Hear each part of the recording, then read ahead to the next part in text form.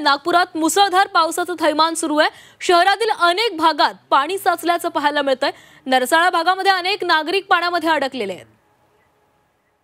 वोटवाल्यांना company करून की आमचे 2 लोक आहेत तिथं अटकले, पाणी भरपूर आहे। कशा पद्धतीने बचाव कार्य झालं? तुम्ही आभार सगळे अग्निशमन दलाच्या जवानांना। कामाला जात होतो आम्ही, कामाला येत होतो तिथं, कंपनी आहे ना।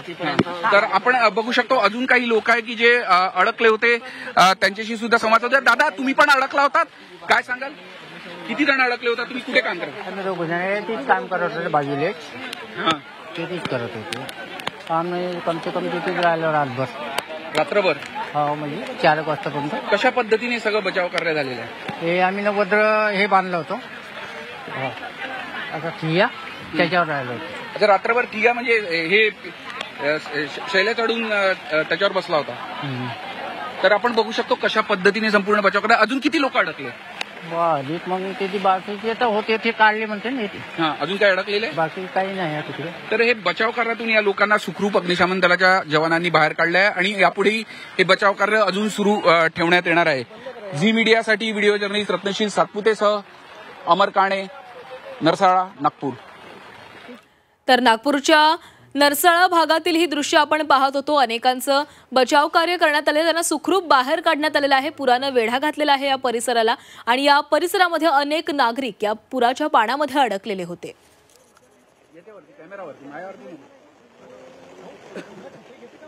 आपण पुन्हा एकदा आमचे प्रतिनिधी अमर काणे यांच्याकडे जाणार आहोत। अमर, तुम्ही त्याच भागात आहात ज्या भागामध्ये एवढ्या मोठ्या प्रमाणामध्ये पाणी साचलेलं आहे। काही नागरिकांची आता तुम्ही बातचीत केलेली होती, आणखी काही नागरिक त्या ठिकाणी अडकलेले आहेत का?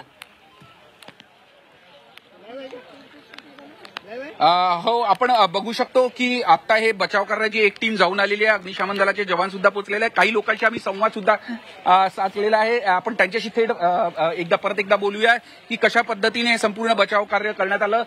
दादा, आपण त्यांच्याशी एकदा बोलूया। हे किती जण अडकले होते? तुम्हाला बोटीतून कशा पद्धतीने सुखरूप काढलेलं आहे? चांगल्या पद्धतीने चालले आहे। तुमचा कुत्रा आणि तुम्ही दोघेही तिथे अडकले होते, कसं म्हणजे किती वाजता पाणी चढलं आणि कशा पद्धतीने मदत? 4 वाजतापासून चढलं आहे रात्रीच्या 4 पासून। आणि तुम्ही कशावर होते? म्हणजे रात्रभर ठियावर होतो। म्हणजे ठियावर होते। तुमच्यासोबत किती जणांना आता रेस्क्यू करण्यात होतं? 3 जण 4 जण, म्हणजे 5-6 जण आले। 5-6 जण आले। तर आपण बघू शकतो या दादांना पाठवलेलं आहे। जवळपास कमरेपर्यंतच्या वरती पाणी होतं आणि संपूर्ण परिसरातून त्यांना काढण्यात आलं। अग्निशमन दलाचे जवान सुद्धा आपण या परिसरामध्ये त्यांच्याशी सुद्धा संवाद साधूया। कशा पद्धतीने संपूर्ण बचाव कार्य ते करत आहे हे सुद्धा आपण जाणून घेऊया।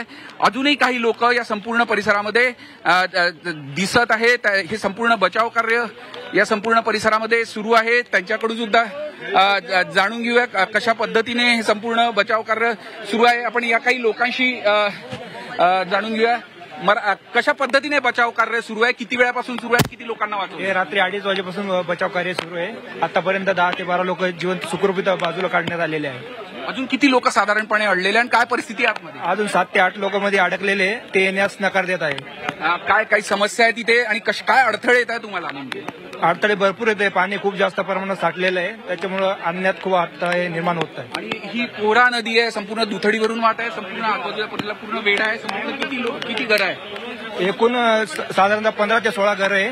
पूर्ण नदी पूर्णपणे वाहत आहे। तर आपण बघू शकतो हे संपूर्ण अग्निशमन दलाची ही संपूर्ण बोट आहे, याच्यातून हे संपूर्ण बचाव करणार आहे। अग्निशमन दलाचे जे जवान आहे अगदी शर्थीने प्रयत्न करतायत, जीव धोक्यात टाकून वेळ आली तर खालती उतरून बोटीचे जे अडथळे येत आहेत ते दूर सारून संपूर्ण हे मदत कार्य सुरू आहे। अगदी कठीण प्रसंगांना समोर जात हे सगळं बचाव केलं आहे। आता काही वेळापूर्वी आपण बघितलं की छाती एवढं पाणी असताना रात्रभर काही लोकांनी तिथे परिसरात वावरले होते आणि त्यांना या बचाव कार्याच्या मदतीने या संपूर्ण टीमने वाचवलेलं आहे। झी मीडियासाठी व्हिडिओ जर्नलिस्ट रत्नशील सातपुतेसह अमर काणे, नरसाळा, नागपूर।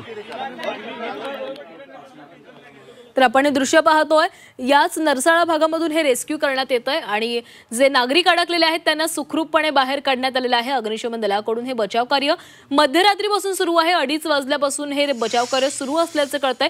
अनेक नागरिक अनेक तास या पाण्यामध्ये अडकलेले होते आणि या नागरिकांना आता बाहेर काढण्यात आलेलं आहे। मात्र काही नागरिक घरामधून बाहेर पडण्यास नकार देत आहेत, त्यामुळे त्यांची समज काढण्यामध्ये देखील अग्निशमन दलातील जवानांना प्रयत्न करावे लागत आहेत।